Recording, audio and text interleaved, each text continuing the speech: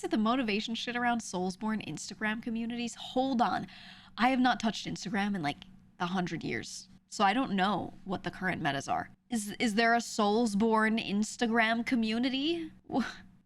Do we have that? Have we evolved to that shit? Because that's ew.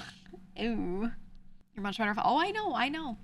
I used that app for like the first 2 years it existed, I think. And then I was like, okay, I'm done. I just nuked everything. Anything with that company, anything with Meta, I just nuked a long time ago. I was one of the first people being like, yo, I'm done with this. Not one of the first, but one of the first, like, amongst my friends, you know, to be like, I'm not doing this anymore. And then so many of them were like, how am I going to keep in touch with you? And I was like, you can text me or call me. And if you care, you will do that. That is all. I'm not doing this. I don't know. I didn't like engaging with it. I didn't like having to engage with random fucking people, strangers, unprompted, unasked for. And I know you could private all accounts and everything and then only have people you follow on there. I just didn't like anything being exposed to strangers ever. Because in real life, you can walk around, you can go outside, you can choose to go walk into a business and not talk to fucking anybody but the guy at the counter and walk out. And you don't have people coming up to you. And occasionally you get this a little bit, but for the most part, it's never often. You don't have people coming up to you and just commenting on everything you're doing, everything you're saying, what they're thinking, asking you questions. You don't deal with that in life. You don't. But then on social media, you post a picture and some random guy can just reply to a picture you post and be like, yo, what the fuck is that car color? And you're like, what? I didn't ask, right? And I get why things are the way they are, and I get what the positives are of it. But like, I just didn't want to deal with any of that shit. I was like, I don't experience this in my life, you know? And at least with Twitch, like, I'm openly inviting this, but it's still like, this is my house and I'm talking and I have a ban button real easy and then that person can't come back here, you know? like it's very easy to control. I don't know. It's just, I just don't like standard social media, man. And this stuff's in real time too. So like someone can interact with me and it could be like, yo, I didn't like that interaction. Boom, gone. Social media, you post a thing. You go to bed, you wake back up, and then there are all these like things you didn't ask about existing in front of you that I didn't want to have to read or think about ever. All these people I never wanted to interact with because I wasn't trying to. You know what I mean? Like, it's different. At least with stream, I'm like trying to be here. I'm actively wanting to be here. And then when I turn it off, I can actively fuck off, right? But social media is just like, you leave the ball in everyone else's court the whole time, which I just think sucks. Life doesn't work like that. You know what I mean? So, I decided I didn't want to deal with any of that a long time ago and I nuked everything. It's like, no thanks. What's your daily wisdom? Social media sucks. It sucks. It stinks. Your mom gets annoyed when you don't see her Instagram messages. Yeah, I told everyone a long time ago, like, that I wanted to stay connected with. I was like, this is my number and you will call it or text it if you want to know what's going down with me. And that's it. I just disconnected, man. I didn't want to deal with it. Your feed kept getting low-key porn and had to spend time reporting so many accounts. That's the other thing. Like, the thing is, there's nothing wrong with all these types of content, but you keep getting fed stuff that you don't want to see. Maybe you're there for that. You're not there for the other stuff. You keep getting fed that. The algo is always like, but what about this? But what about that? But what about this? But what about that? And it feels like, honestly, it feels like when you're walking through a mall and there's some kiosk in the middle of the mall with perfumes and they're just spraying it at you and going, what do you think of this scent? While you're just walking. And you're like, brother, what the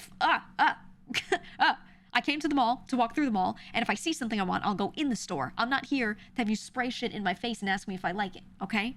And that's what it feels like when you're on social media and the algo is just throwing like random shit at you that you don't want to see. And then they're like, yo, how about this ad? Yo, how about that ad? It's a lot. It's a lot, and I'm not there for that, you know? And that's just how that's how it felt. That's how it felt. Scrolling through Reels. I don't know. I was like off of it before Reels, but I keep hearing like terrible things. Awful stuff. I don't know. On TikTok, you curated your feeds as all gay dog shit. That's the thing. I think that's why a lot of people do like TikTok. I think their algos just tightened up a lot better. And they're really good at not showing you shit that you don't want to see compared to other platforms. I think that is why TikTok has done so well. There are a lot of other reasons why. I think that is the number one. Because you don't get pissed while you're scrolling, right? But all these other sites, I hear people say that they're just getting pissed as they're scrolling. They're just seeing all this shit that they don't want to see, and they're they're just like, I don't like this. Overall bad experience, right? But I think TikTok is really good at like identifying what is positive for people too, what they like, not what they're morbidly curious about. I think YouTube, the algo goes crazy on morbid curiosity. I think their algo, like, I think what social media should do, what different companies should do, is identify what is a positive, a genuinely positive experience for someone, and try to feed them that more. I don't think they do that. I think they just go off of what gets a lot of engagement. So that's why rage baiting is like even like so strong on YouTube and Twitter and all of that, right? I think they need to find a way, and there are ways to quantify this, but they need to find a way that gives people a more positive experience and give them more of that. Negativity keeps people in content spiral. I think what it does is it does strongly for some time, but then people spiral out of control. They burn out, or they get like stuck in certain niches. I think it's overall unhealthy for the platform. I think it makes them good money in the short term, so long as they can keep getting people short term stuck in it. But over time, I think it doesn't actually work as well as they think it does. If that makes sense. It just makes them hop to other platforms. You know what I mean? What's the random YouTube video rating for then? I think it's part of that. People just don't use it. You blocked me so much on Twitter, you routinely beat it. Yeah, my one of the reasons I still use Twitter a lot is because I find it's pretty easy to curate. And that's literally blocked terms list and blocking users. It's very easy. Very, very, very easy. So I've been okay with Twitter because while the platform does have a lot of issues with shit being shown to you, you can just block some stuff and boom, you're good. So I've been doing great. I've been doing great on Twitter because of that. I've been enjoying it. Honestly, more than I ever thought I would. You think Facebook is a premium example of that? The site's metrics are crumbling because it got so algo swamped. Yeah, that's what I'm saying. I think it's unsustainable. And social media is a bit too young for people to see the effects of that. But I think Facebook has gotten to that point. And I think what I'm saying is all the negativity and spiraling, keeping people engaged through that and getting them into these like scary niches, I think puts you on the same track to end up being what Facebook is right now. I think that's where they're all headed should they keep on this shit, right? Whereas TikTok, yeah, there's a bunch of bad shit on there. There's a bunch of rage bait you can see there too, right? But overall, it's focused on memes. It's focused on things that give you sort of an overall more positive experience. Something about their algo is they're properly checking like what gives people, that feeling of I had a good time here. My day is better. And I think that is why that platform is doing so much better because it encourages that content, right? Deleting Facebook has been one of the best things you've done for your social media consumption. Yeah. I deleted all of that kind of stuff a long time ago. And I'm just so much better for it. This is why Twitch is good. Exactly, because there's one creator who is sitting here and curating what's going on here. Right? That is what is going on here. There's one person who can curate. So if you don't like what's going on with that one person, if you don't like that person pushes negative things forward and it's just not your vibe, you just don't watch that channel and it's okay. And this platform doesn't push it in front of you. Some people might have a great experience in that thing or whatever.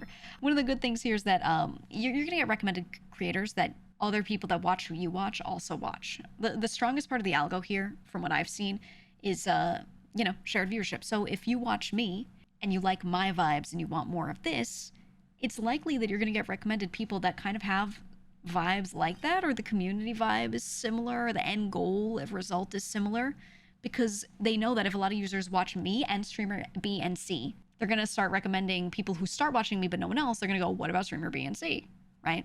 Very simple. And I think that's nice because then people can curate like that experience a little more easily. And it goes off of shared community more than anything. It's good. I also think, because you're the face of your channel, there's a bit more moderation on the streamers themselves. I think there's a bit more of a heavy hand on that. So if someone's doing some bad shit, that person who's responsible for it gets nuked or something happens or they're warned or whatever, right? Like someone's held responsible. With other platforms, I don't think it's really possible for them to do it easily, but overall, you know, how are they going to hold Twitter users responsible for the things they post with the way the system is right now? How are they going to do that, right? It's just crazy. So I think Twitch is doing a little better on that because they have their hands in what the people are doing a little more, or their eyes on it.